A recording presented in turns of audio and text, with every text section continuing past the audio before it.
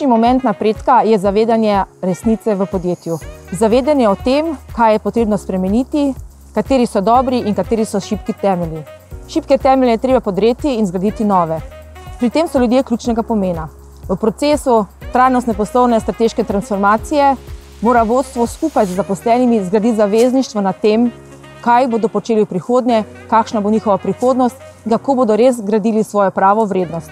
Danes smo skupaj s podjetji razpravljali o pogumnih ljudeh, ki uvajajo spremembe podjetja. Tiste spremembe, ki so dobre za ljudi in za naravo in za skupnost, v kateri delujejo. Torej, pogum šteje in pogum je tisti, ki nas bo popeljal v boljšo prihodnost.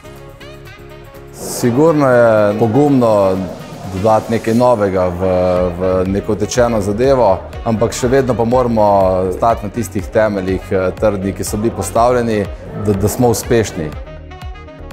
6-urni delavnik smo uvedli lansko leto za 1. aprila, ni bila šala, ampak čisto zares. V podjetje pa predvsem prineslo to eno bolj pozitivno klimo, razumevanje ljudi, da se dajo stvari narediti tudi v bistveno krajšem času.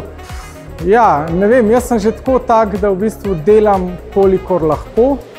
Predvsem sem pa želel biti obkrožen s sodelavci, ki so lahko pri družinah takrat, ki jih družina potrebuje.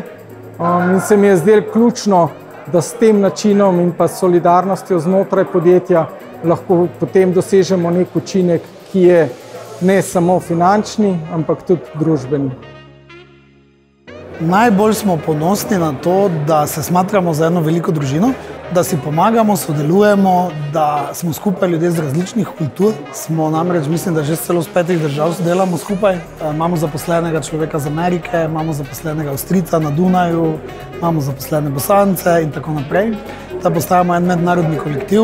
Ponosni smo, da nimamo fluktuacije, ponosni smo na obilico idej, ki prihajajo od sodelavcev. V bistvu smo mogoče najbolj ponosni, da smo izumili besedo mikropolovci, da se poistovetimo s tem in da smo veseli, da skupaj delamo in sodelujemo. Zdi se mi, da te morajo dlje časa poznati, da ti začnejo zaupati, da vidijo, da vse, kar delaš, kar počneš, kar misliš, da misliš resno, da nimaš fige v žepu in potem to sprejmejo kot nekaj pozitivnega, kot neko svobodo. Je pa res, da sodelavci, ki jim je mikropolov prva služba, njim je to pač samo po sebi omejeno, nimajo še čem primerjati in pač vejo, ok, tu je vse to dovoljeno in tako pač je. Tisti, ki pa so k nam prišli od kod drugod, tisti znajo pa to resnično ceniti.